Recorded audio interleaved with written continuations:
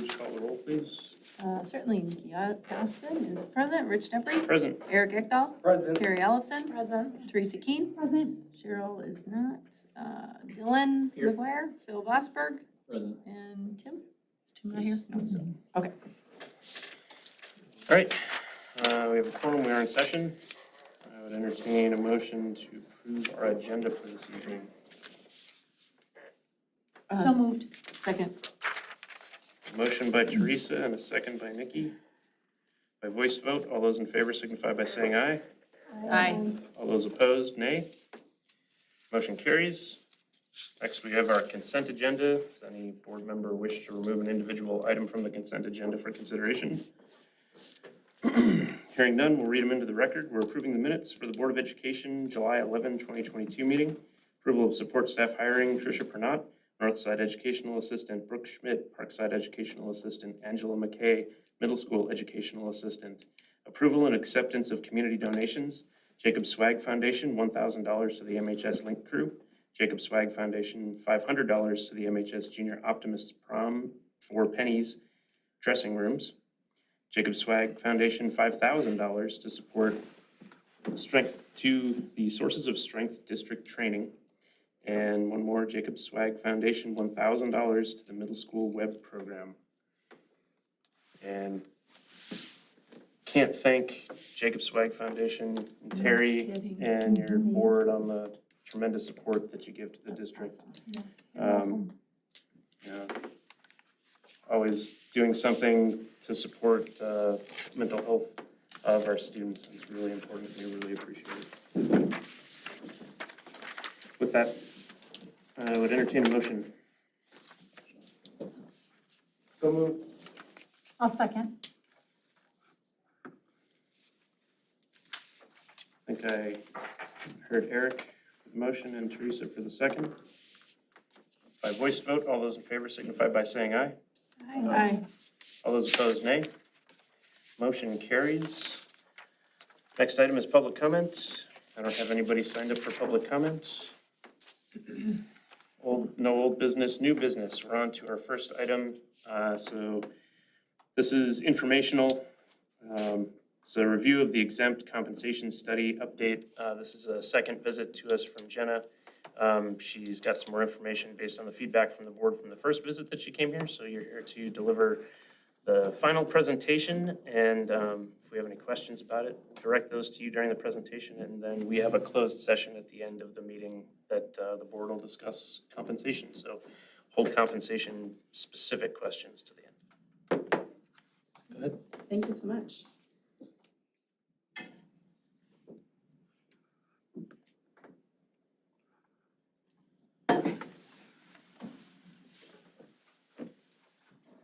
There we go. Thank you. Thank you again for having me back. We were here back in March and shared an update on the compensation study with some conversation and direction from the board. We're bringing back some final recommendations for consideration. So it's been a couple of months. We'll do a quick review of those policy discussions that we had previously had. We'll share with you the final grade order list, which, as you remember, was our internal review to kind of stack the hierarchy, if you will. I've got two different structure options for consideration, so I'll share both of those with you, talk to you a little bit about kind of the pay philosophy differences between the two, and then end it with some final recommendations, things to consider as you move forward. So as I mentioned, we had previously discussed really 4 key policy points through a process like this. So the first one is defining who that target market is. A lot of talks right now about the pay markets, what's the market paying, all of those types of statements are being made. First thing you need to do is define what that market is. So I'll share with you in just a minute here the sources that we had utilized for it. Once we've defined what that market is, the second policy decision then is where in that market did you want to compete? So we talked about the median or the 50th percentile. Some organizations choose to lead, some choose to lag. So that was that second decision point. The third one then was around the structure design. And so this is where I'm bringing forth 2 different options for you to consider, 2 different design choices. And then the fourth one being around a development of an implementation plan. So how do you go from where you are today to that final structure that you decide upon? As I mentioned, bringing forward our final recommendations on that grade order list. So again, this is kind of that internal view, the hierarchy. And as a reminder, these were established utilizing job documentation, review of that, utilizing our point factor job evaluation system. So going to the first policy item, that target market, up on the board as a reminder of the different data sources that we ended up utilizing. So there's 6 different data sources. And ultimately, based upon the feedback that we had back in March, what we ended up doing was weighing all of the K-12 data at 100%, so that custom data source that we utilized for the administrator roles, and then we did a 50-50 blend, so really trying to take into consideration some of the cross-industry where you're competing for talent and roles even outside of K-12. So that was the target market development and the data sources utilized for this project. Policy item number 2, again, was, okay, we've measured that market and we brought forth the measurement of the 50th percentile. And ultimately it was decided that that's the target. That's where you guys would like to set kind of your policy. When we did do the measurement of that 50th percentile, overall we were sitting at 95%, so just a little bit behind that target market. But ultimately utilizing the 50th percentile as our structure development moving forward. Policy number 3 here, again, thinking back on the type of structure. So at the time, we were talking about different plan design, and the board had identified the hybrid plan. So you'll see in just a minute here, again, that's the steps at the beginning portion of the plan, kind of some structure to get people up to that midpoint or that kind of anchor relationship to the median market. And then it's an open pay plan beyond that. So that's where some of that performance element could come into play as well. That was the desire by the board in terms of the feedback that I had received at the time. In going back and reflecting on some of the comments I had heard and some of the past practices, truthfully, of the district, I've also created an open range system. The reason for that is historically, the past pay practices have very much been related to this flexibility to identify increases based upon the individual, kind of the circumstances, and not so rigorous in terms of the step element. So that's the rationale for why we've created 2 different options, and I'll show you both of those here in just a moment. So this is that first option. This is that hybrid model. So what we've done is, from a competitive perspective, the control point, or that 100%, is that anchor to the market. So that's an approximation of that 50th percentile. And then the 90% on the far left would be 90% of that control point. So that's the minimum of your structure. One way to think about this, or how we tend to see these numbers align, is about 10% below the 50th percentile when you're measuring the market, is a good approximation of the 25th percentile. So we've set your structure up in a way that it's competitive on the 25th percentile at that minimum, step 1, and as you move towards your control point, you're aligning to that target of the median market, the 50th percentile. So that's where you see those 2% increments of those steps. So the idea is, if you brought somebody in, you'd start them approximately step 1 or step 2 of the minimum, and then with each year, they would progress on those steps, kind of that defined movement until they got to the control point. And then beyond that control point is where you begin to have more of that flexibility around increases and amounts, okay? So as things are right now, I recognize increases had occurred for 2022-23 school year, but as they're right now, the cost to implement this step structure, placing people onto the step that provides an increase. So if we go back here for just a minute, if we have somebody today in grade 16 earning $38.50 an hour, they would simply be placed on step 2 of that grade. So it's just to put them onto the structure, getting them onto a step. Okay. So the cost to do so is just under $23,000. And what you see here in this box around the comp analysis just demonstrates for you the steps in which people would be placed. So you have about 40% who would be in that performance zone, or that open range beyond the control point, and the remaining 60% would be placed onto those steps.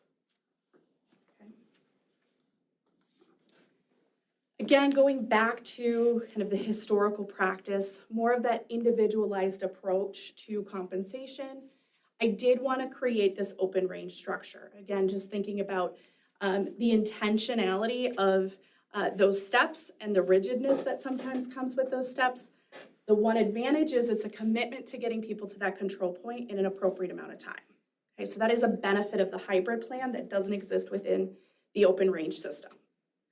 However, if you're used to providing increases in this way and you make that effort to have similar type movement towards that control point over 5 to 7 years, then an open range system can work for you as well.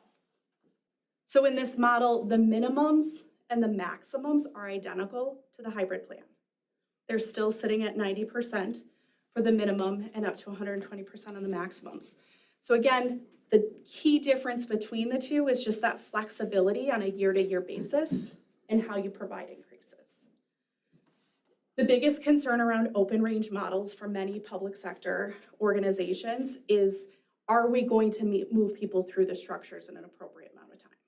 That's the biggest concern around that. So again, if we can look at some of the past practices, and do we have kind of a plan in place for moving people through, an open range system can work for an organization.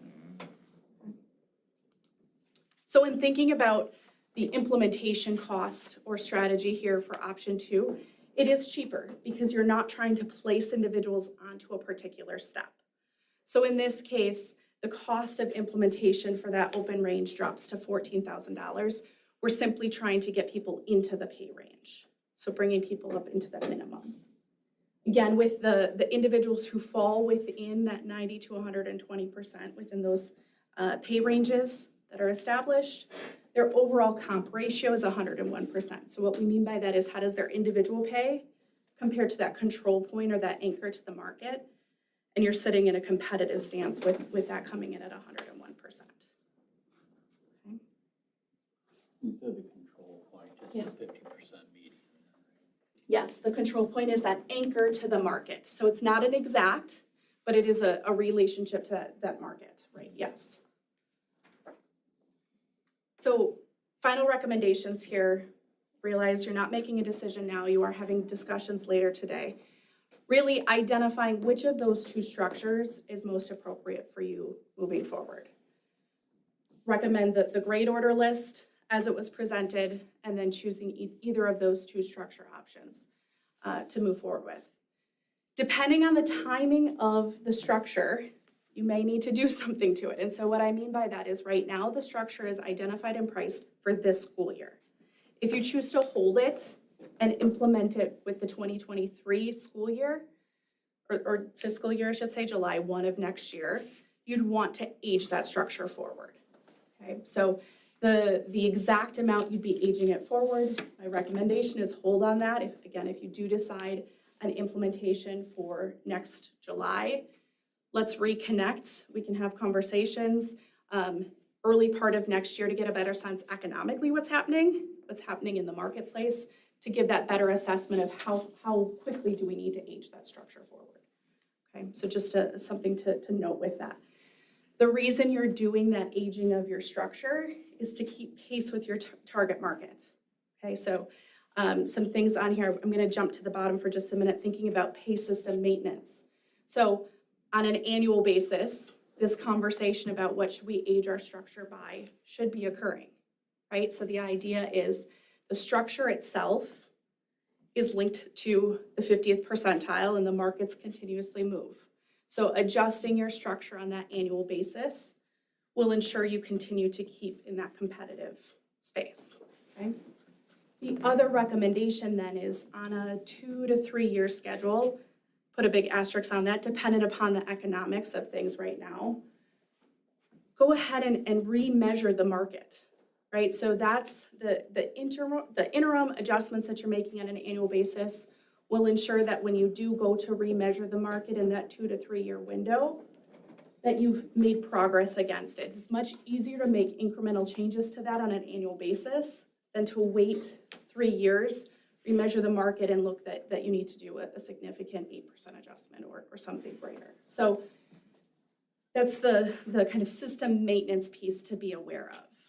Again, I say preface it on economics, right? So traditionally, 2 to 3 years is sufficient. Right now, there's a feeling that things are slowing down, so that could push that out a little bit. But the reality is for the last year, we've been doing every 2-year adjustments just because the market has been moving so quickly. So just something to be cognizant of in kind of planning for forward adjustments. The other piece around system maintenance that I want to mention, we've got the grade order list. As jobs are evolving or if there's significant changes to roles, they encourage to continue to have those jobs reevaluated to be placed internally within that structure appropriately. So that's something we can continue to help the district with on an ad hoc basis, should that be needed. The last piece then is in there in bullet number 3, just thinking about kind of future philosophy. So we don't have this situation occurring today, but within the structured design and as you're utilizing your system moving forward, how do we want to utilize, how do we want the maximums of the pay system to be implemented or utilized? So things can occur over time. We may have incidences where individuals increases send them over the maximum. Is that something that the district is comfortable with? Do we want to have some sort of policy in place to say we're going to utilize those maximums so the max of that pay grade is the maximum pay rate that we would issue? Other things to consider is if you have somebody over the maximum, you can freeze their pay, keep them where they are until the pay range catches up to them. Again, understanding you're moving it on an annual basis, or providing lump sum increases. So instead of those increases being added to their base and continuing to build on that problem, you could provide one-time payments and it would slow kind of that misalignment to the range. So again, not something that needs to be decided today, but something to keep in mind and to be thinking about moving forward. Any questions about either recommendation, either schedule or these final recommendations? You talk about pay system maintenance, and we talk about a regular interval where we go to check the market again, and then in between that interval, we would be making annual adjustments to the pay ranges. Does it make more sense, or is it more flexible to have the open range? Because if CPI is 9%, and we've made an adjustment to a pay scale that's got steps in it, we've automatically committed to those pay increases. So I think my experience with this is you're adjusting ranges each year, you're adjusting ranges annually, but the pay increases are separated from that. So if your control point has moved and you've dragged all the steps with it, automatically the folks in those steps get a pay increase. So you're by definition saying every time I review this annually, I'm giving everybody a pay raise, and we have to, Ron wants to make sure that we don't run out of money, and I do too. And I think having a little bit of flexibility there, we want people to definitely stay within their pay ranges, but is that one of the rationales for the open range? So when we do these annual adjustments, we're not automatically pushing people out of the steps that they were supposed to be in. Yeah, you bring up a really great point. So I'm going to pull up that step structure for just a minute. So this is one of the complicating factors of step systems, is when you do age the system forward, individuals on steps are going to get that aged amount. And then oftentimes you're also providing that step increase, right? So there's 2 different pay factors that's really happening there.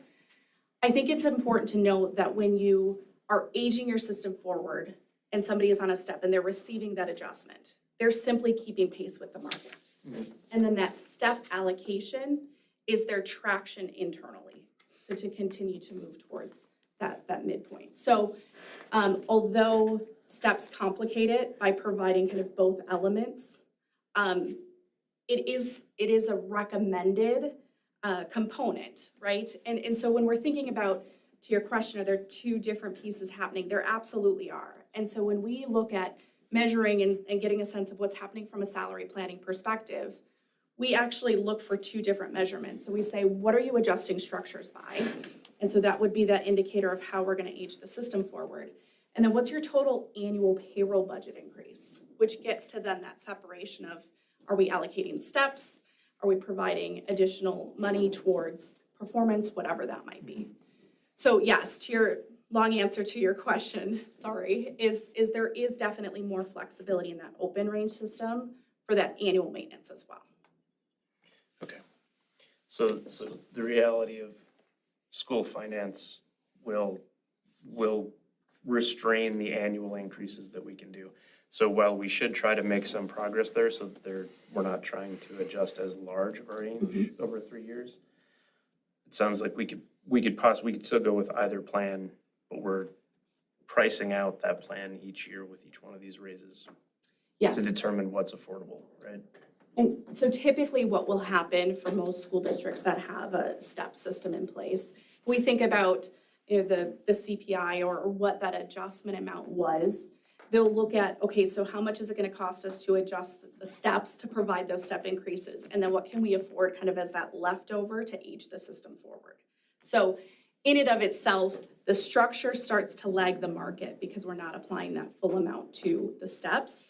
But our employees are still moving and making that traction. So there are ways to manage it with the step plans. Questions, comments, board or administration?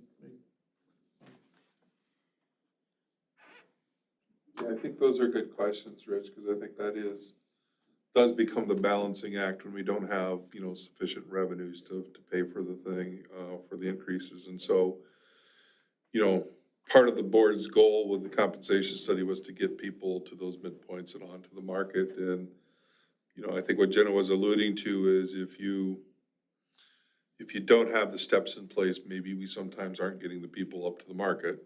On the flip side, if we have the open range and we apply it to, or even if we do have steps and we apply it all toward the steps, and then we don't move the whole structure at the rate that the rest of the market is growing, then the whole structure falls behind. So it's the reality is, we need better school financing, right? We've known that for 20-some years, but it becomes difficult to get to where the market is when, as I think Jenna said earlier in the presentation, we're close to the midpoint, but we're at about 95% of the midpoint. We've got a number of people who just need to get up to there, and so when you're already playing from behind, it's tough. If you were playing from ahead, then you could make that work a little easier.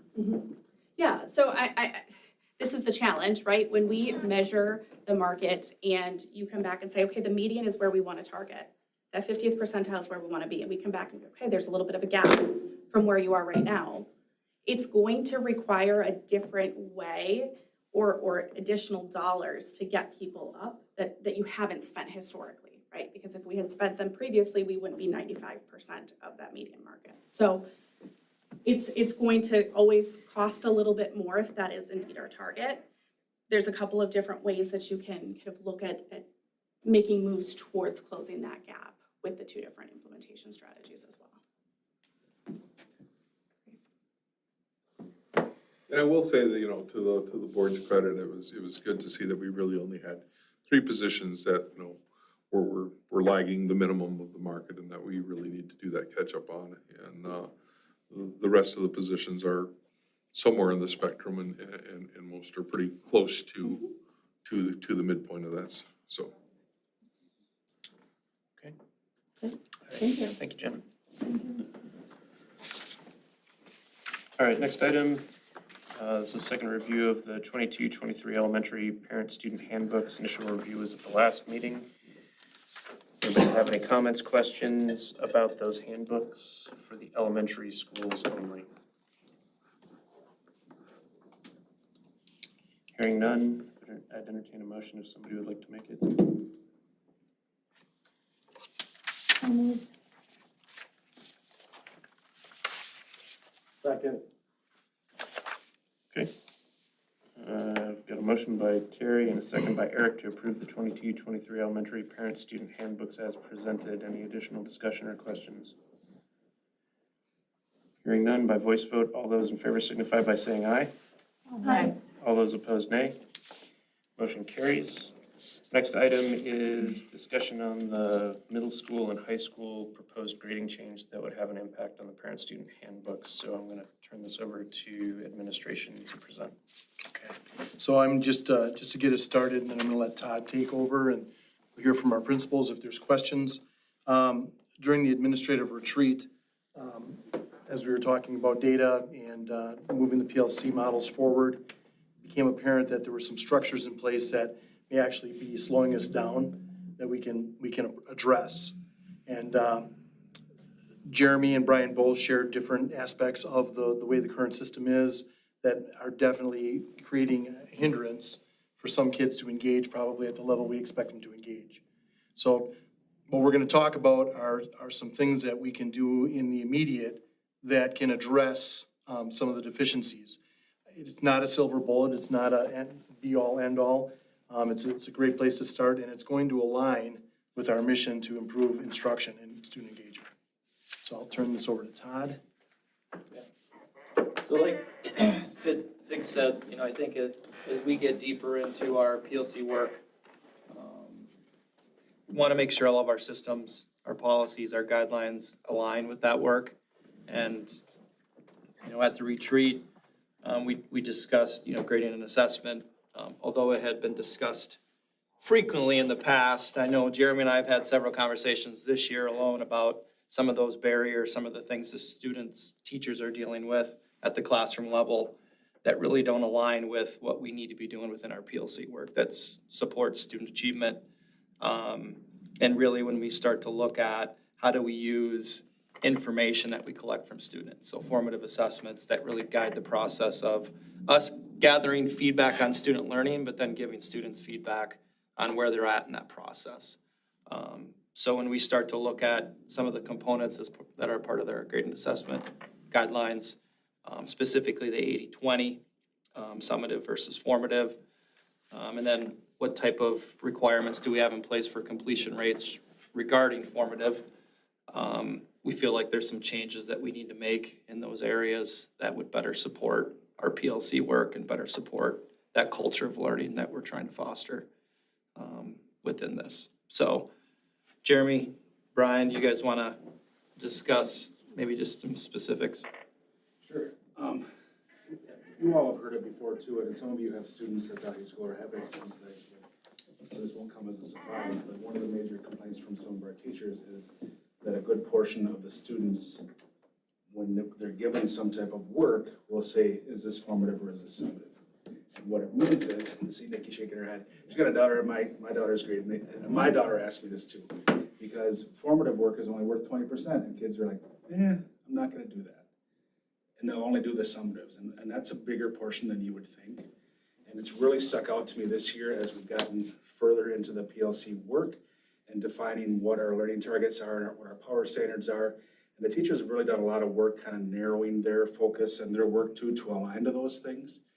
And so we started going through these data analysis protocols, which is the teaching and learning cycle. So basically, here's our identified target, we taught this, then we assess it, and then we intervene based on a number of kids that got it or didn't get it. But going through that, we go kid by kid, and when there's a large portion or even a third of the kids, which it is up to a third of the kids, that didn't do any of the formative work, we have no idea of knowing did they learn it or did they not. So how do you place a new intervention in place? And it was really, really hindering that process. And to the teachers, they're like, we've been telling you this forever, so yes. Another thing is when kids get to take a summative, since we have retakes in place, which are not a bad thing, I'm not saying that at all, but with no constraints on it, some of the kids would literally say, I'm not studying for it, it's okay, I'm just gonna go in there and I can just retake it. That's not any type of educational structure that you want. So it's becoming more apparent that that's a barrier to the work that we're doing. I mean, if I equate it to, if there's a number of kids just grubbing for just enough points to pass and get the credit, whereas we feel like we want them to achieve at a higher level, have higher rigor, then we need to put some things in place so that we ensure that they get to that higher rigor, rather than let them do the lowest amount of work to get the credit, to get by. And then, to me, common sense says, it's no wonder they're not performing on some of those state assessments, right? They're doing the minimal to get by and not at a rigorous level. So that's one of the things I've been talking with Todd about and Fig about recently about, are there some things that we can put in place to make that a little bit better and easier for our teachers? Not that we want to radically change things, but what was put in place, I don't even know how long ago it was, 10, 12 years ago now, was well-intentioned and well-researched, and Thomas Gusky and all the big authors out there around this stuff was good. I don't know what we did or didn't do to roll it out, but it is manifested in not the same way. And we're seeing quite a bit of apathy around the work needed to get done to gain those skills. Not from all students, but from a bigger portion than you would think. And as Fig said, it's not a silver bullet. We're still gonna have students that say, I'm not doing that. But maybe we can grab a bunch of the students right now that are like, it's not too important to me, I can still pass by passing the summatives, but maybe they could pass at a higher level when they're doing that extra work and working a little bit harder. Everything Jeremy said. PLCs are predicated on getting students to practice the skills that you've identified as the most important and most tied to your power standards. And so the 80-20 summative formative split disincentivizes practice, right? Students will immediately ask, is this a summative? No, it's formative. Okay, so 20%. I don't know if I really want to put. And it's especially true for students that need the practice the most. And so I would just add that piece. Jeremy, you said it, but I I said totally it agree. quite Yeah, well. So, struggling learners are the ones this hurts the most. and he's correct. It's not, you're not going to fix everything by changing the grading policy, but if you have a policy that's not convergent with your PLC aims and goals, that's challenging. So we have a meeting with our grading and assessment committee for next week that will discuss some of the pieces that are in our policy currently that we may need to address. Like Jeremy said, nothing radical, but certainly we want to make some adjustments to start moving some of these things forward that align with our PLC work. So that committee will meet and discuss and give feedback. And then the plan would be to come back to you guys before we approve a handbook with any of those changes, so it can be part of the approval. Yeah, when we say nothing radical, I mean, I think I'd ask every one of you, I know every one of you, and say, do we want our students to do the work that's assigned to them? Yeah, I mean, I think we all do. We want them to do that work, right? I mean, that's what we're talking about. Make sure they do that work so that they practice the skills and so that we know and can give them feedback and then can intervene if they don't get it. I mean, they're two different problems. If we give it our best effort, they give it their best effort, and they still don't get it, then we can deal with that problem. If we give it our best effort and we have no idea how they got it, I don't know how to solve that problem. I'd just add, like, I think the work we've done with our narrowing the focus of learning targets, power standards, our teachers are gonna be more intentional about what those formatives are, that they align and support our work within those power standards and learning targets. And we do have pockets of teachers that have done some of that work last year with some success, that when they really focused on, like, all right, kids, here's what you need to learn, and you're gonna practice, and we're gonna give you multiple times to practice, but this is the end game. I think we saw a little bit of success there. So we have a duo of teachers at the high school in math, geometry, I believe it was. Yep. That did a pilot with us where they said, we're not gonna let you fail, but these are the things you must learn. And you're not gonna move on from this class until you do learn them. And they had some students that retook different assessments, measuring that skill up to 7 to 8 times. But they kept coming back. For them, it flipped the kids' mindset. Just saying, you must do this in order to pass the class, because these are the skills we know that you need to be successful moving on from here. And the kids didn't balk at it, they actually rose up to the cause. And the key to that was not just all on the kids, it was the two instructors too saying, I'm not gonna let you fail. We'll go back to the drawing board, but now you're showing me what you don't know, so let's try it again.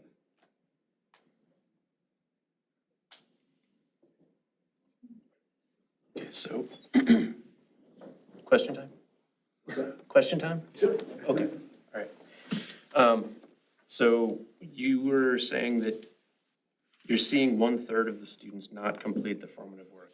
That's right. And a guesstimate for me, I'm gonna pull a line from it, but yeah, there's a large number of students, and not just the students who are really at risk, who you expect from that.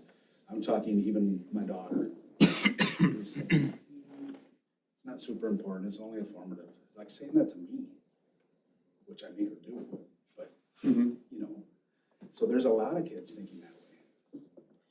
I mean, it's intuitive to think that way. What I just want to make sure that we're doing is we're identifying, because we should have the data, identifying the specific students that chose not to do the formative work, if it's 1/3 of our students, and then identifying the corollary to their poor performance on the summatives.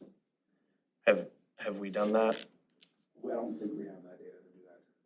We don't have the data to do it, or? You can't, the Skywar's not that robust to take out individual percent, work completion rates Okay. compared to their summative performance that I'm aware of. Okay. There might be a couple other factors in the grading policy that are impacting the data. The nobody getting less than a 50 on a summative assessment is also going to negatively impact the accuracy of the data. So, if somebody doesn't learn through the formative or doesn't have any formative work to be evaluated or retaught, and they take an assessment and they get a 15, the lowest score they get is a 50. So some of the data isn't gonna be reflective actually of what's been learned or taught. And that's one of the other areas that has to be discussed. Okay. Specific to this change, I just want to make sure that we understand what the success criteria are from the change, what we're baselining, and then determining the success criteria are to ensure that there's a corollary. And I get it, it's intuitive. If we think if the kids aren't doing the work, then they're probably not going to perform as well on the summative. But I want to make sure that when we're making changes like this, specifically for student achievement, that we're saying, this is where we think we need to improve. This is how we're going to make the change. This is how we're going to measure it. And this is when we're going to come back and reassess to see if it was successful. So that's kind of, I'm okay with you guys making the change. I just want to make sure that the framework is there that will give us a baseline, understand the corollary from where we want to go to the measured success, and then know when administration will come back and present again and say, it worked well, awesome. Also, okay, it didn't work, and this is how we're going to adjust. So understand that, at least from my point of view, if you want to make changes to increase student achievement, I think you should have the ability to do that in any way you see fit. But we need the feedback about whether or not it was successful or not, and it's okay for it not to be successful as long as we react quickly and are honest about that. So ironically or not ironically, that is the PLC process. So, and we did have that discussion today also about the baseline data that we're gonna use. And that's when a few more things came to light that would have to be looked at. So, we thought we could look at, earned grades and credits earned, graduation rate. But like I said, some of that data we're gonna get is gonna be skewed because they never got an assessment score under 50%. So that's gonna.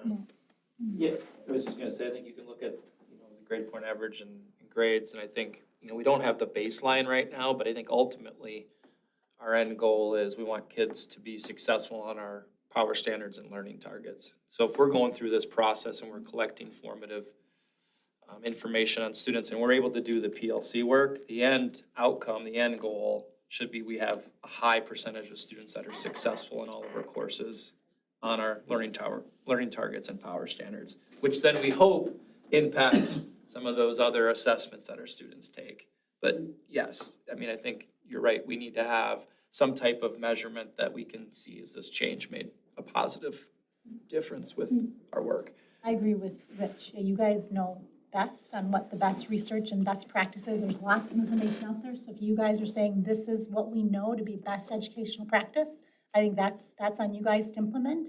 But I also agree that we need to start looking at some of that data. So what is the baseline data? So if you're saying a third of the kids are not doing work? Is it a third of the kids all the time? A third of the kids are doing some of the work and not all of the work? And for you guys to look at which classes is that? Which kids is it? How is that correlating to grades? I think that's important data for you guys to really know and understand, to know if this is impactful. And then if there is a way to measure, like, are we seeing an increase in work completion? And is that increase in work completion correlating with success in grades and whatever other measures? Like, we're doing lots of other internal assessments, right? So is that having a correlation with that? Teresa, I'd agree. I mean, I think the reason it's hard to like compare what we did in the past to what we're going to be doing in the future is what we did in the past is Chucks. That's one of those guys in there. What we did in the past was trying to get kids to pass classes. To me, it's like a culture shift. Instead of teaching for grading or teaching for credits, it's teaching for learning now. And this last year and then next year is the first time that we've identified certain skills that we say kids absolutely must have. And we're gonna be measuring that, whether their attainment of skills. In the previous, we have a good graduation rate, right? But obviously that's not equating to a good achievement rate. Something's off there. We're getting kids through classes, but they're not necessarily learning the skills. So that's why we have to change something. And I think the PLC process is right on with that and identifying those skills. And then start measuring the number of students who are meeting those skills at proficient levels. So that we can pull like DNF lists, we can pull GPAs within certain classes as a beginning measure, but it's gonna be a little bit different in the next year because we're gonna be measuring skills and power standards attained, if that makes sense. But I think we talked about that today. Those could be baseline measures for us. Measure how many kids were on the DNF list last year and years past, what the GPAs were in, let's say, bio or geometry, and what are they compared if we make this change? Because I would assume it would up the rigor, right? Kids on a whole would do better in the class because they're doing more practice, more work, and getting more formative feedback. Likewise, in high school, we have continued to track DF rates and would be able to see if this work is impacting those numbers. I think the build within Mastery Connect of the tracking formatives and summatives on the power standards will give us a new data set to look at and see how process is being implemented and what impact that has. And so the lagging indicator on that would be our forward and ACT scores, but there's no doubt data that we could use for, we've had longitudinally that we would be able to present as the backdrop to this new variable, if you will, that we're introducing. Plus, we're capturing in a new way through the PLC Mastery Connect data that's more specific to these, the learning targets and the power standards, if that makes sense.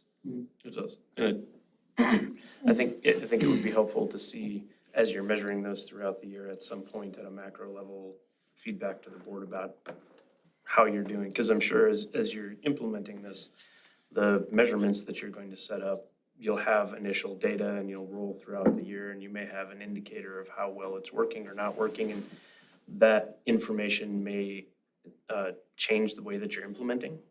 Maybe just not with this change, but any change that you guys are implementing for student achievement. And as a board, I think we'd like to see some of that information come back to us throughout the year instead of once a year. And I know that that'll be a topic of, I believe we're going to do a retreat on student achievement at some point here in the fall or winter and kind of flesh out what those items are and then how they're going to be measured and reported. So I think that all feeds into that. We'll definitely have more robust information this year, Mastery Connect and attainment of those learning targets, and we can certainly bring like DNF lists and classroom GPAs and stuff that Mastery Connect we haven't had before, so that'd be a nice addition.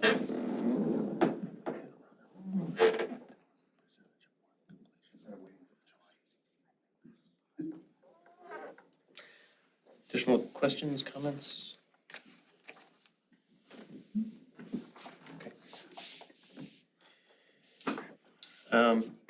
So before we move on, this is the first reading for, this is not just the grading change, but essentially a first reading for the high school handbooks, or is it just the assessments? This is just the assessment that's in here, so we'll attempt to approve I don't the think we can- handbook. I don't think we can approve anything, because this is part of the handbook. No, yeah, okay, so I know this isn't an approval, but we don't have the entire handbook in here, so usually we see them once and then we do an approval just so that we all understand in an effort to get the handbooks to the families in time, in a timely manner.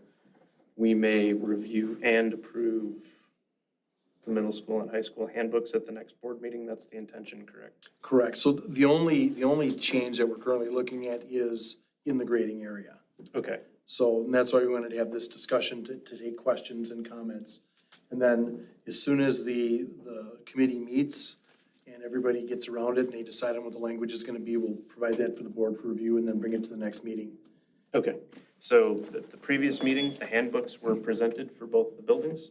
We're not approving them at this meeting because there will be changes to the grading and assessment guidelines in the book, in the handbooks. Correct. So that language will come at the next meeting for approval. Everybody okay with that? And this will affect both middle school and high school. Yes. Okay. The grading and assessment guidelines originally were district guidelines. Oh, I guess one more question, sorry.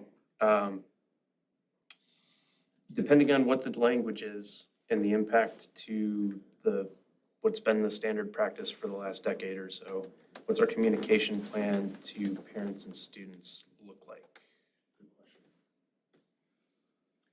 We'll make sure that when we talk to the committee next week, we'll talk about how do we want to make sure we communicate out to parents and students, and that might be dependent on the changes that we make. And Yeah, I mean, in several ways, we can do it ahead of time, we can do it, as soon as it's approved. I'm certainly gonna do it when I talk, when the kids come in, I talk to every single grade, and I talk at open house as well to parents. That doesn't catch everybody though, so we're gonna have to come up with a different forum to make sure to catch everybody up.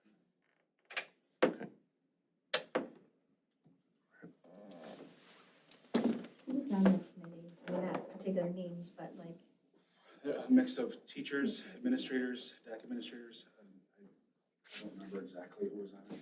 it's core, I mean, there's core teachers, there's encore teachers, it's a good mix of, I mean, it's all middle school and high school. I thought you were talking about the previous committee that put this in place.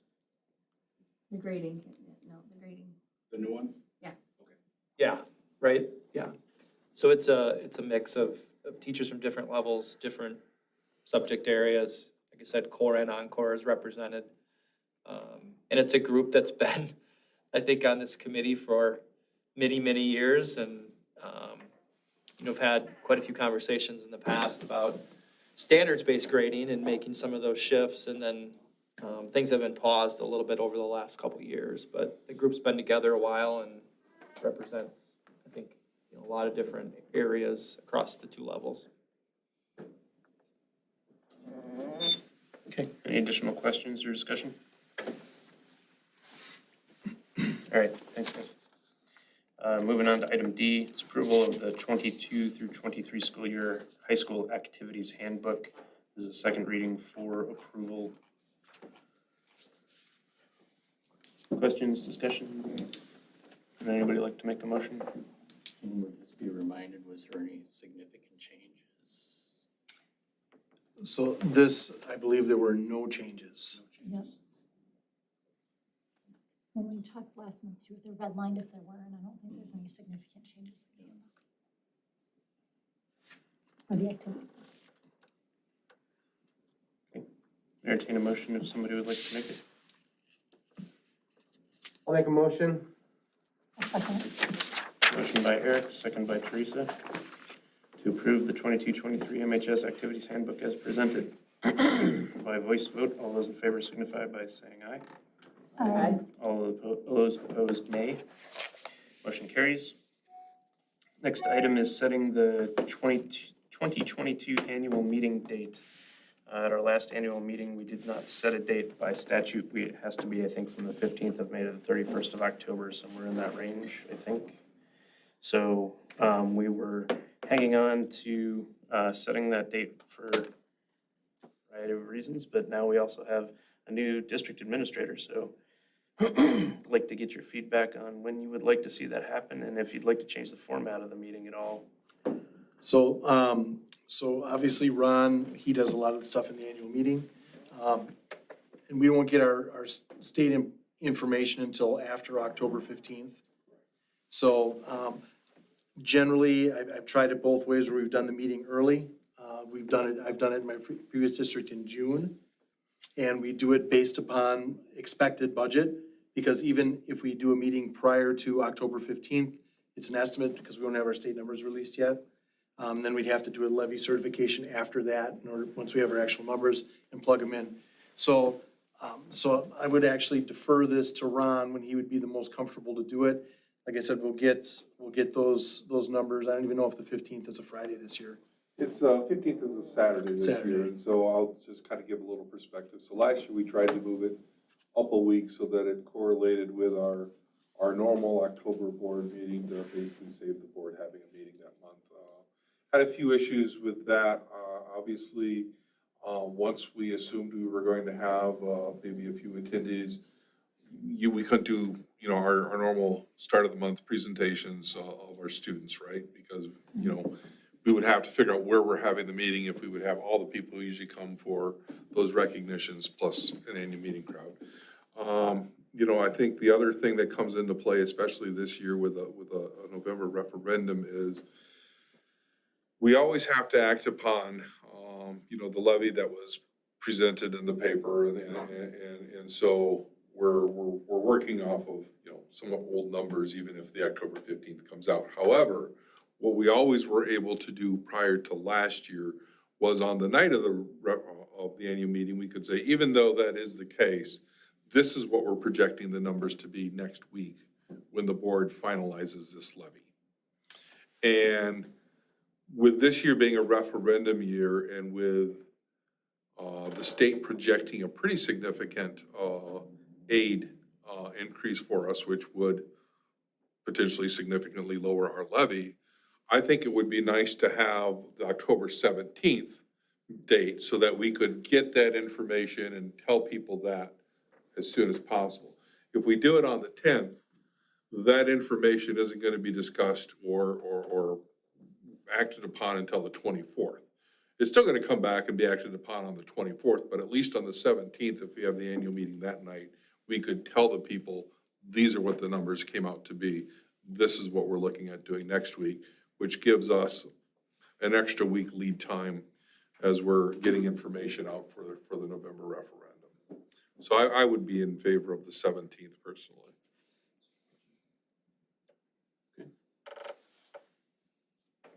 I know it's an extra meeting, but that's what we always had done for years. We tried it, didn't necessarily work for us great, so.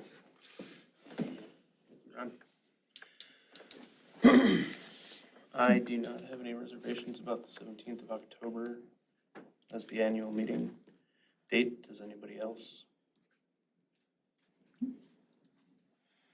Okay. Want a motion? There isn't a motion in here. You guys should do a We motion should to do a set the motion date, to set yes. it, though, because it's usually a motion that's carried at the annual meeting. Okay. Yeah, so they did a motion that gave us latitude to set it at a later date, but you guys have to set it. I'll make a motion to set the annual meeting date for October 17th, 2022. One second. A motion by Teresa and a second by Nikki. Additional discussion? By voice vote, all those in favor signify by saying aye. Aye. All those opposed, nay. Motion carries. Next item is discussion and approval of the COVID protocols for 2022 through 2023. So we approve these on an annual basis, and the protocols from the previous school year have expired. Unfortunately, COVID has not expired yet, so we're going to have administration walk us through any changes to our existing protocols in preparation for the next school year. So we met with our new school nurse, and Joe and Ron and I have all talked about what the recommendations would be. So Joe did prepare the document, the front-facing document for the students and parents, and Ron prepared the information for the staff. And And I'm just gonna go ahead and hand that over to them. Sure, I'll start. As Rich said, it's been nice to have a number of board meetings without the COVID discussion, but unfortunately it continues to be part of our reality. And so with FIG coming in, one of the things he wanted to do right away is get a handle on our plans going forward relative to COVID.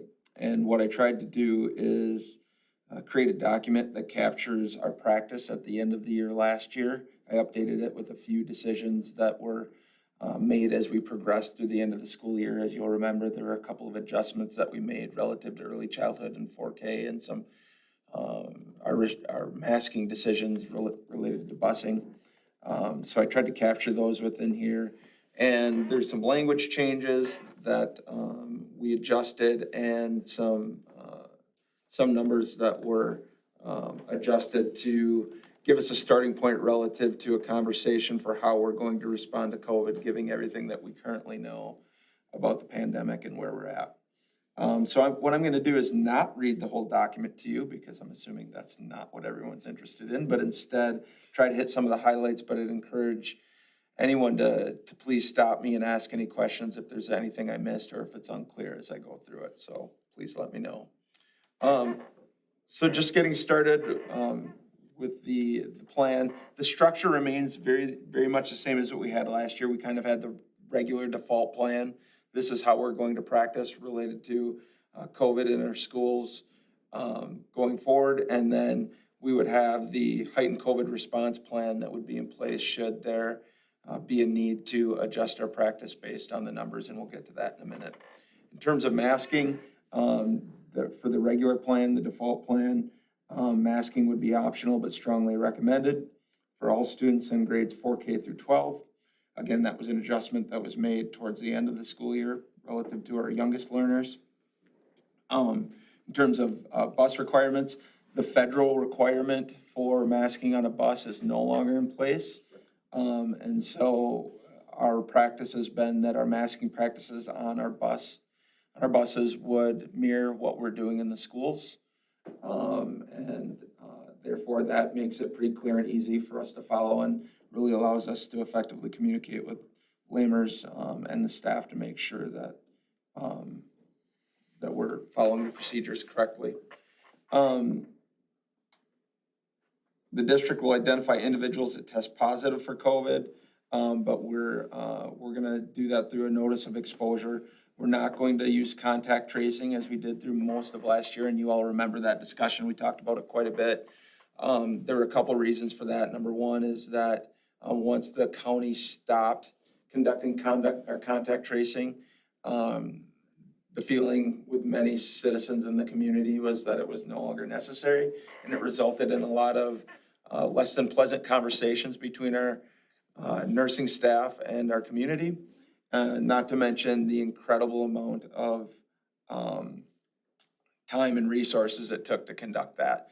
And given what we knew about the progression of COVID and the particular variant of that time, we were usually 2 to 3 days behind everything that was going on. So they felt as though while they were still doing the work, it wasn't yielding the results that we truly wanted to keep our kids and our staff safe. So for those reasons, we're not going to recommend that contact tracing be in place at this time. We will use the notice of exposure. We will identify students and staff that test positive for COVID. If they're determined to be in school during their infectious period, the district will identify those that may potentially have been exposed. Families will receive emails notifying them of potential exposure, and we will offer voluntary COVID testing moving forward. As far as quarantines, again, I'm not going to read all the language. The calendar days, that was just a clarification regarding the language that FIG pointed out that I thought was good, making sure that we recognize that it's 10 calendar days, not 10 school days. We would continue to offer a test to stay program, and participation in the program requires a mask through or for the 10 days, calendar days from the onset of symptoms. Again, there's a couple of those adjustments of being very clear about 10 calendar days. One piece of language that we built in that FIG offered, which I thought was good, was that those that refuse the test will be presumed positive. That was really our practice last year, but we didn't have that explicitly stated. So I thought it was good that they pointed that out, and to make that clear that if you do refuse to test, you'll be subject to quarantine as identified. So I'm gonna stop there and ask if there are any questions relative to that regular COVID plan, as I just very quickly went through it. Test to stay for close contacts. We're not identifying close contacts because we're working through a notice of exposure. So if the county identifies their close contacts based on a COVID positive, say inside of a family Yep, unit or a home, then test to stay. household contacts and those as identified by the county. Which, again, unsure as to where the county's gonna be in terms of their practice and how they'll handle it going forward. I know that's one of the things that FIG talked about, is desire to have some communication with the county so we could get a sense of what their plan is going forward. But at this point, that's how we would use the test to stay program. And I think one of the things that we were very fortunate to be able to do was offer tests to those that had some concerns as they arose. So whether it be someone that was at a family picnic over the weekend and became aware of someone that was positive, we were able to offer testing for those that volunteered for that practice. And that was largely through the generosity of Colony Brands and donating a number of tests that put us in a good position relative to our inventory. Great, good question, Rich. Any others? And again, I recognize I went through it pretty quickly, but I know you all spent more than your fair share of time going through this discussion last year. Hearing none, I'll jump to the heightened COVID response plan. The biggest change that you'll see is an adjustment to the numbers that we have listed for what initiates the HCRP. As you'll remember, to roll into or to go into the heightened COVID response plan, we use a 3-day rolling average for student COVID positive cases. When FIG came in and asked about our structure, my personal opinion was that served us well. If you all remember January of last school year, it was a bit of an adventure. The board had just made a decision in December. We came back from the holiday break and quickly realized that things were gonna get a bit hairy. By January 13th, we had to activate the HCRP, and I believe the following day on the 14th was our highest case count at 103. And then if you remember, we saw a pretty quick decline in the numbers, and whether that's due to the HCRP being implemented and being fairly effective, or it was the natural progression of the variant of the time, it worked quite well, and before the end of the month, we were out of this plan. And I think people were even those that weren't particularly fond of the masking mandate, I think they felt that the district were true to their word, and we followed through on the numbers, and we monitored, and we were transparent with the data. And as soon as we hit the mark as established in this plan, we were out. And I know I personally received a number of phone calls and emails, at least acknowledging and thanking us for following through on what we said we were gonna do. So for those reasons, I felt good about the structure. In talking with FIG, there was some discussion about where we're at and the evolution of COVID response in the schools, and whether or not, as you can see previously, we had 50 for the 3-day rolling average to trigger the HCRP, and whether or not that should be a larger number. 100 has been inserted as a starting point in a conversation for the board to discuss whether or not that's appropriate, and FIG will discuss some of that with you. And then accordingly adjusted the second piece of that, which is rolling out of the HCRP, which again, we used the 2-week rolling average for that. That was established at 80 to make it align with the 100 number that was offered above. Other than that, much of it is very much the same. Mask would be mandatory, and if we were to go to the heightened response plan, most of it's just language clarification relative to the 10 calendar days. and those that refused testing would be presumed positive and subject to quarantine. We did include some of the information related to athletics. As you all remember, that was something that we had to address last year. While that was difficult to monitor and police, I wanted to roll some of that forward for the board's consideration. And then we listed the symptoms, and much of what we've known about COVID remains to be true with the B4 and B5 variants. It's not manifesting in a way that's significantly different. And so those recommendations continue to be the same. So with that, I will stop and open it up to any questions or comments that you all may have at this time. For the HCRP, you went from 50 to 100, and then you said that the 80, you went from 35 to 80. Was it just to be doubled? Or why was the threshold raised? Yeah, you're looking at me like you want to talk, or do you want me? So it's based on a percentage. So it was based on roughly 2% last year. So this takes the percentage up to 4%. So that's about where those numbers are coming in. And then the numbers just based on the fact that, our world is pretty much functioning where if people are ill, they stay home. And that's what we're gonna have to press with the communications also. If people are sick, stay home till they know it's not COVID. But, so the simple answer is it was a percentage, and we wanted to be able to increase that percentage based on the world we're living in right now, not the world we were living in 6 months ago.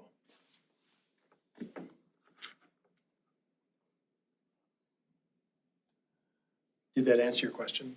Is that Eric? I understand, the math seems weird, but I don't want to argue about it anymore, so that's fine.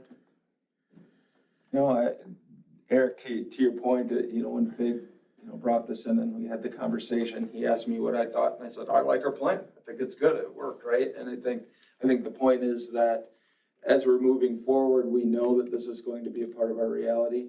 And the question becomes, do we start making adjustments to help us move from treating COVID as a pandemic, which it currently is identified as, and do we start moving towards something that allows us to respond in a way that's going to probably be more along the lines of how we respond to other illness in schools, such as the flu, which we do have some experience with the significant number of flu cases in schools and having to respond accordingly. So I think your question is a good one. It's not a surprise. I anticipated it, so. So I guess the point would be then, if it's still a pandemic, is it up to us to decide that it's not a pandemic anymore or an endemic?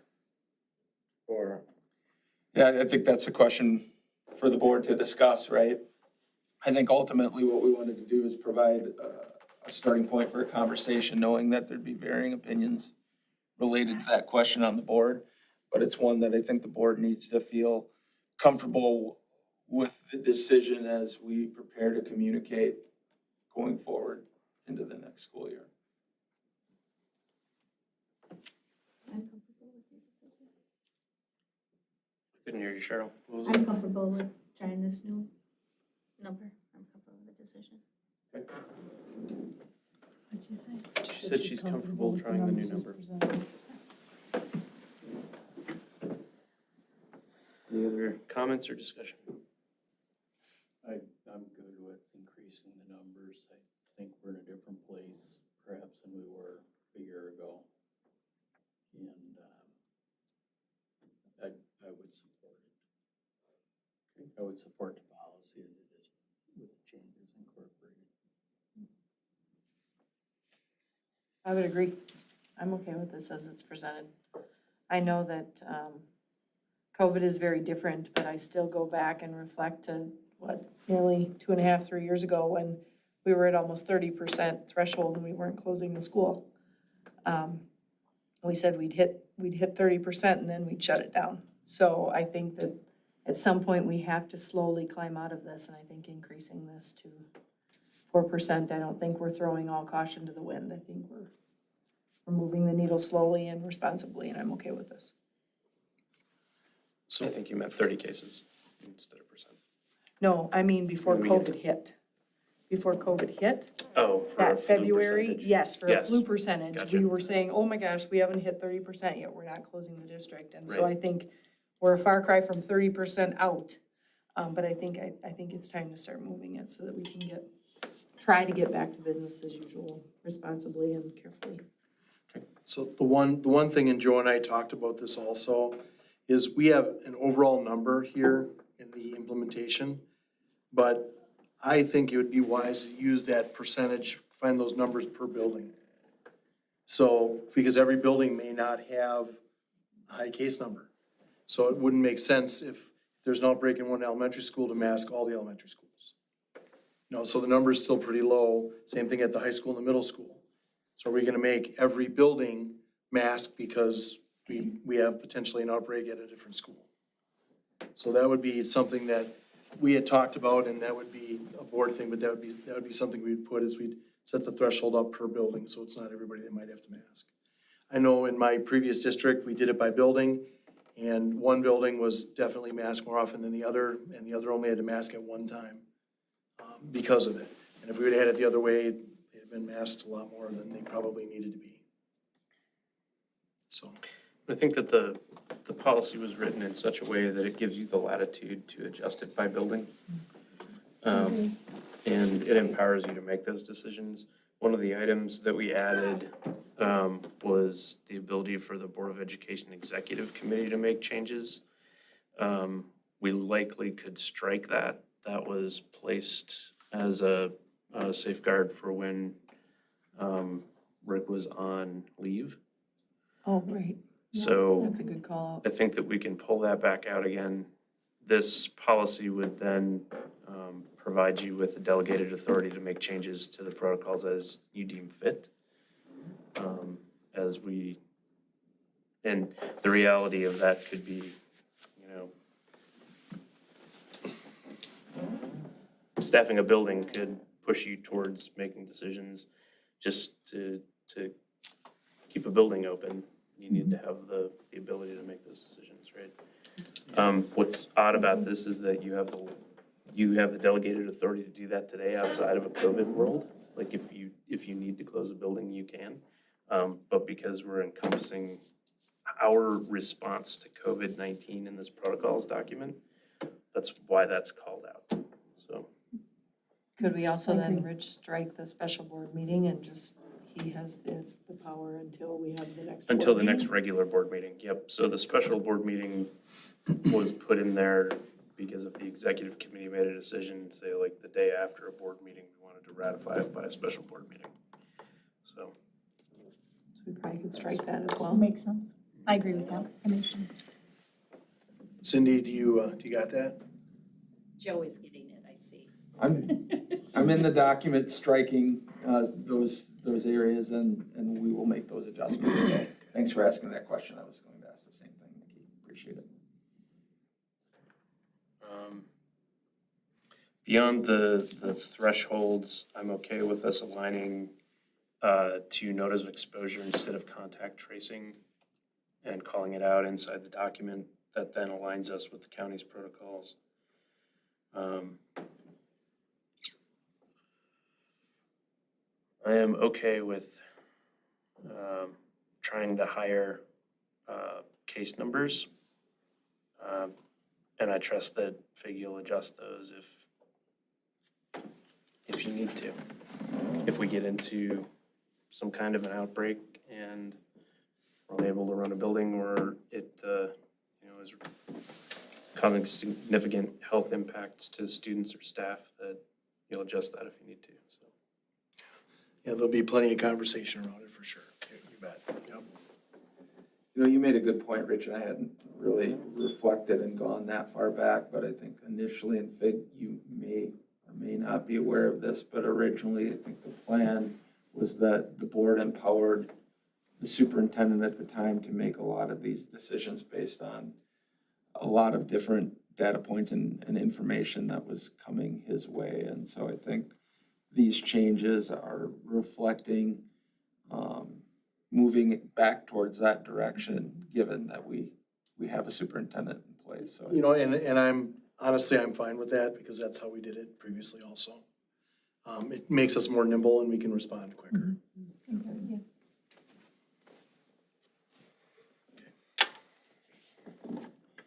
Any additional questions or discussion on the proposed COVID protocols for the 22 through 23 school year?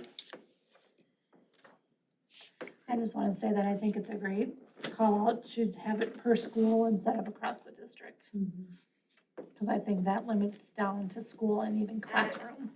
Because last year we were seeing certain classrooms that maybe had, higher numbers, but then that would probably be more of a grade level. Did we ever just close or ask a certain grade at once? I don't think we were No. that Kids are surgical just- with it. We did by classroom, and in some cases, there's only a couple of classrooms for a grade, so you may have. I think I'm getting confused Effectively with maybe a different wound up school with that. district that I heard a lot about. You got a staff member living in the house. I do. All right. Anything else? Yep, if somebody would like to make it as it's written here. I'll make it to approve the COVID protocols for the 22-23 school year as presented by administration with the amendments we made this evening. Is that okay to say? Second. Motion by Nikki and a second by Phil. Additional discussion or questions? Hearing none by voice vote, all those in favor signify by saying aye. Aye. All those opposed, nay. Motion carries. Next item is the COVID handbook supplement. Is that one over to Ron or? Yep. Yeah, so we actually edited that down last year quite a bit, so it was much shorter. And materially, there's not a lot of changes, even though there's some significant red and blue on your sheet there. In the quarantines area at the start of last year, we listed what our language was. And I had actually originally pared it down to just the two sentences that say, we're gonna follow whatever our current plans are, and the plans change throughout the year, because that's the reality, right?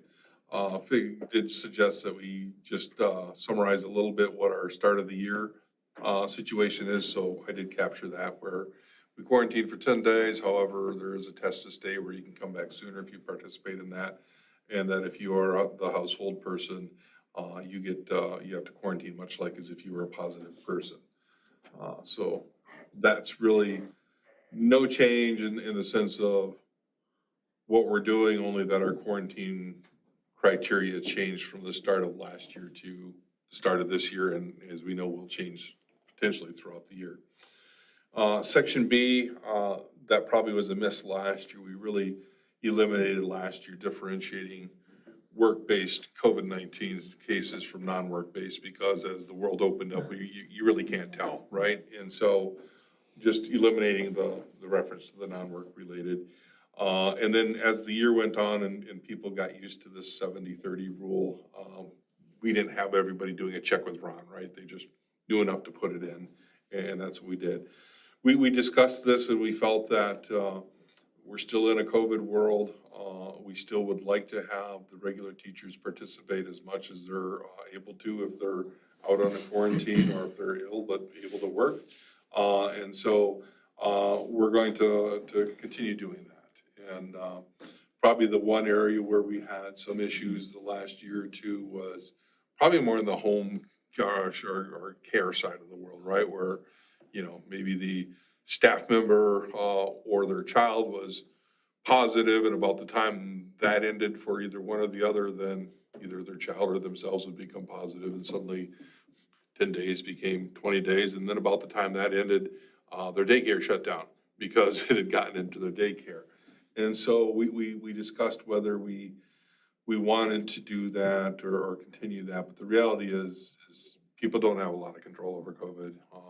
We know that daycare is an issue. We're going to encourage them to come up with alternative plans. So that's not their first choice, is just to utilize this, but understand for some families that they may have to utilize this for some of those situations. So not a real change from last year, but just that was some of our thought and reasoning behind it. And everything else remains the same. I mean, I think we hope we don't have to shut down sports again. We only really did that in that first spring of 2020, but it doesn't hurt us to leave the language in there. And as always, we know that we do have some at-risk employees, and so if they need some PPE or accommodations, we're always willing to work with them.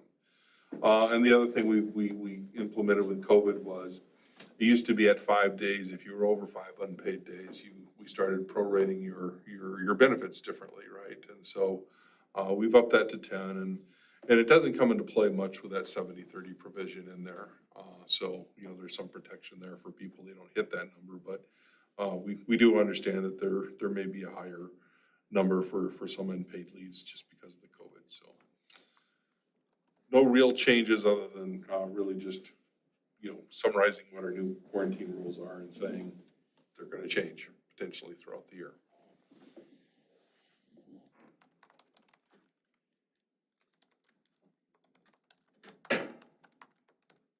Questions, discussion?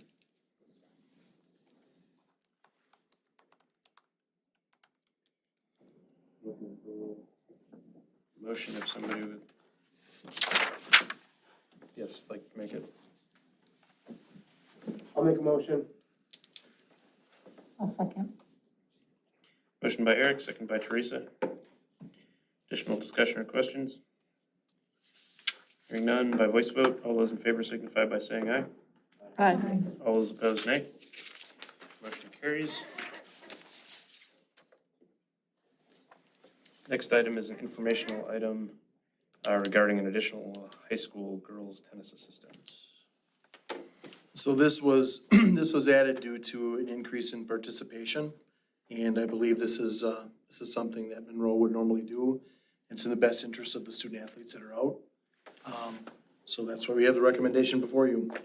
So I believe the number they have, is it 35 to 38, is that? Right, yeah. And with how we, some of you know tennis know that we can't do them all at high school, so they're kind of around town. So it's a safety issue too, they really need, not only coaching, but supervision around town. Great news for that program. It's awesome. No kidding. So many numbers, Just yeah. 4 or 5 years it went from single digits to this, right? Yeah, kudos to Matt Gardner and the coaches, because they're running the game that they haven't played it. Yeah, I don't know if it was boys or girls, one of them got down to having a single coach, right? And we were wondering whether we're gonna continue it. And we didn't even have language for if tennis numbers ever got high enough to require a third, we do for like softball and baseball, right? And so, yeah, this is great. We talk about, coaches and relationships with kids, the 3 coaches they'll have now are all 3 amazing at that, so it's not gonna drop off at all. I would expect it gets higher. Did we have 3 ever in the past or not? You know? Not that I know of, No. I'm not sure. You didn't have coaches, I think we had a staff member that was volunteering and providing help, right? Melissa was, I think, in the mix helping out at times, so. I don't remember in the past that we had like 3 day coaches. So we already have this person identified too? Awesome. Okay, great. Any additional questions from the board? This one's informational. All right. Moving on to section 8, our informational items, boardsmanship. So we're going to discuss some dates for our training sessions. What do you have in mind there? Honestly, I would prefer that we call them workshops. So, Okay. yep. All right, for our workshops. For our workshops, yeah. So, so we did get some dates proposed, and attached is the proposed training. And, the total comes out to, I think, like $2,850 for the sessions. They come, they're done in person, and they're laid out within those topics. They are workshops, they are board workshops, they are open meetings. If people choose to come in and watch or observe the meeting, they may do that. It's not done in closed session. These are things, Dan Nerad is gonna be the presenter. And he was the district administrator at Green Bay School District. He was in Green Bay for about 30 plus years, their administrator for 7. So he was in Madison for 4 years, right around Act 10. He was in Michigan, and now he's with the WASB. So he's got a ton of experience. So the dates that he wanted us to check, he has a commitment, he has something out to a school, I did not hear from him today, but August 9th or 11th. And it's gonna be one of those days, and unfortunately, I can't tell you which one it is because he didn't get back to me today, because he had another school looking. That's one potential date. The other dates would be August 15th, the 22nd, the 23rd, and the 24th. And we need to get a total of 3 that work for all. Correct. And these are how long? 90 minutes. 90 minutes. And, but like morning or afternoon or evening or is all above? So he can come anytime on those days. So I think evening probably makes the most sense. Start times could be as early as 5, if that works for everybody.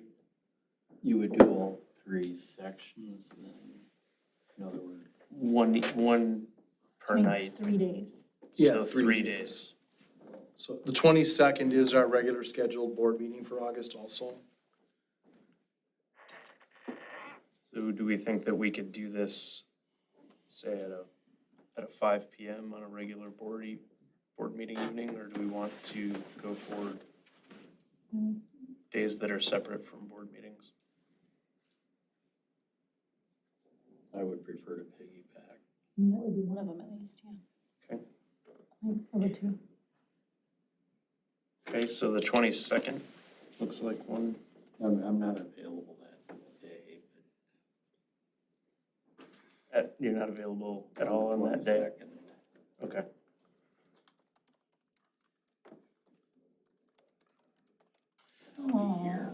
Yeah. You can take her now. So would this be, I know it would be ideal to get a date right now with everybody sitting here, but is this something where it'd be easier if each of you got back to me with the dates that work for you, or we get out, Would you Yeah. put Let's it get out do a it as a doodle, poll. get out a Let's do it as a doodle? poll. And Yeah. Yeah. Especially if there's three sessions with 5 possible days, it'll be Right. faster if we just do it as a Yeah, poll. Yep. And and he said, we basically can pick what we wanna do. So, the last session they do that they're offering is, what are the commitments? For the board, for the superintendent, what kind of commitments are we making to each other about how we're gonna serve children? Okay. Great. So just a clarification question, because how is this different than a board retreat that isn't for the world to watch? So, Not that I care, I'm just asking. yeah, so this is the Wisconsin Association of School Boards, and they Okay. have prescribed workshop topics. Mhm. They bring in and they facilitate discussion to address the things that are on here about the relationships, governance, communications, things like that. So, I'm just asking the public versus private, like Even a if we, board retreat we can do privately, right? Or no? no, it's an open meeting, Open so meeting. Oh, it's board just nobody retreat came still, when we did right, it. exactly.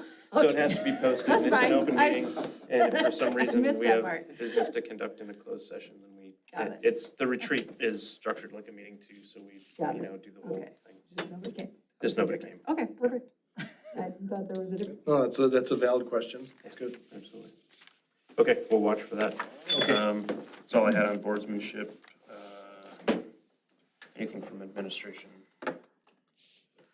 We may at some point do a doodle poll as well. We might wait till you guys figure those dates out first. And then, we were still trying to get up to Wisconsin Dells to see, a new high school up there and potentially tie in, Baraboo or one of the other newer districts, buildings that are on the way. So maybe do 2 on a day.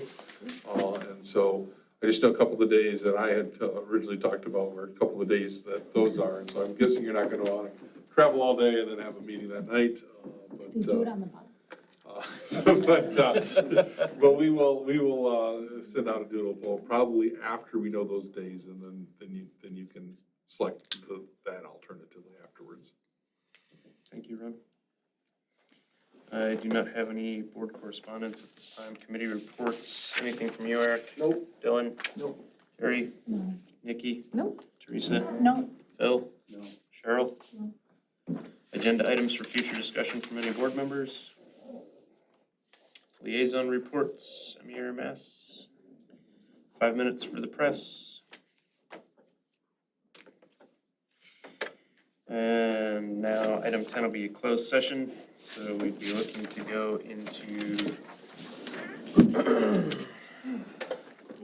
closed session according to Wisconsin statutes 19.85, paren 1, guys. paren E, and paren C. Thanks, guys. For the purpose of discussing the purchase of property, the district administrator's evaluation, and the administrative goals for the 22-23 school year and compensation study. Entertain a motion. So moved. Second. A motion by Teresa and a second by Nikki. This is a roll call vote, and we do not have business in open afterwards. So, will you call the roll, please? Nikki Austin, yes. Rich Deprey? Yes. Eric Ekdahl? Yes. Terry Ellison? Yes. Teresa Keen? Yes. Cheryl McGuire? Dylan McGuire? Yes. Bill Vosberg?